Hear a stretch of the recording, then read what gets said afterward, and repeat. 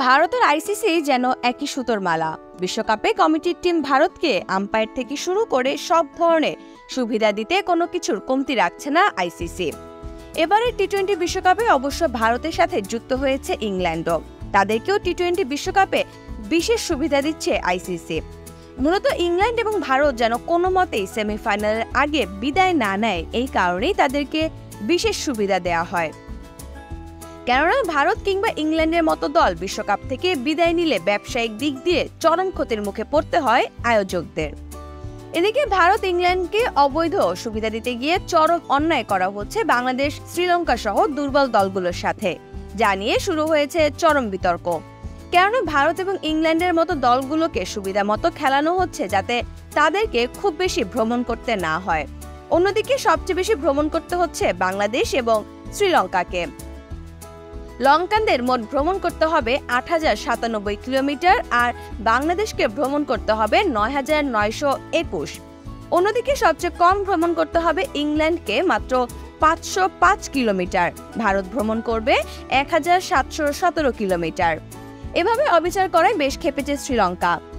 আইসিসিকে আক্রমণ করে দলের ম্যানেজার মাহিন্দা হালাঙ্গোদা এ বিষয়ে চিঠি লিখে অভিযোগও জানিয়েছেন আইসিসির কাছে। এছাড়া দলের ২ ক্রিকেটারও অভিযোগ করেছেন। তাদের দাবি, সূচির মাধ্যমে তাদের প্রতি অবিচার করা হয়েছে। শ্রীলঙ্কার অধিনায়ক ওয়ানিন্দু হাসারাঙ্গা বলেছেন, গত কয়েকটা দিন খুবই কঠিন গেছে। ৪টি ম্যাচ আলাদা আলাদা মাঠে খেলবো, এটা আগে আমরা জানতাম না। অপর ক্রিকেটার মাহিশ থিকসানা বলেন, আমাদের প্রতি অবিচার করা হয়েছে। ম্যাচের একদিন পর আমাদের খেলতে হবে, আর আমাদের ৪টি আলাদা আলাদা মাঠে খেলতে হবে। আমাদের দীর্ঘ সময়ের যাতায়াতের কারণে একটি অনুশীলনও বাধ্য হয়ে বাতিল করতে হয়েছে। ভারতকে কটাক্ষ করে থিকসানা আরও বলেন, আমরা কোনো দলের নাম করতে চাই না, কিন্তু তারা একই মাঠে পরপর ম্যাচ খেলবে, তাই ওরা জানে পরিবেশ কেমন। প্রস্তুতি ম্যাচও খেলেছে একই মাঠে, বাকি কোনো দেশ সেই সুযোগ পাচ্ছে না। আমার মনে হয় এটা নিয়ে সবার ভাবা উচিত। যদিও এবছর কিছুই বদলাবে না, তারপরও বিষয়টি সবার মাথায় রাখা উচিত। বিশেষজ্ঞরা বলেছেন, যাদের আইসিসিতে তদবির করার ক্ষমতা বেশি তারাই বেশি সুবিধা পায়। সেই হিসেবে আইসিসিতে সবচেয়ে বেশি অবহেলার শিকার হয়েছে বাংলাদেশই।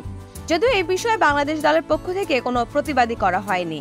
এর আগে যখন ২০১৫ বিশ্বকাপে দিনে দুপুরে চুরি করেছিল ভারত, তখনও চুপ ছিল বাংলাদেশ। উল্লেখ্য, প্রস্তুতি ম্যাচ থেকে শুরু করলে ৪টি দল, বাংলাদেশ, নেদারল্যান্ডস, শ্রীলঙ্কা ও স্কটল্যান্ড, তাদের বেজ বা ঘাঁটি বদলাবে ৪ বার করে। ডালাসে যুক্তরাষ্ট্রের বিপক্ষে প্রথম প্রস্তুতি ম্যাচটি খেলার কথা ছিল বাংলাদেশের, যদিও বৃষ্টিতে ভেসে যায় সেটি। তারপর তারা নিউ ইয়র্কে যায় ভারতের সঙ্গে প্রস্তুতি ম্যাচ খেলতে। সেখান থেকে আবার ডালাসে ফেরে নাজমুল হোসেনের দল। সেখানে শ্রীলঙ্কার সঙ্গে গ্রুপ পর্বে প্রথম ম্যাচ। এরপর আবার নিউ ইয়র্কে যাবে তারা, সেখানে প্রতিপক্ষ দক্ষিণ আফ্রিকা।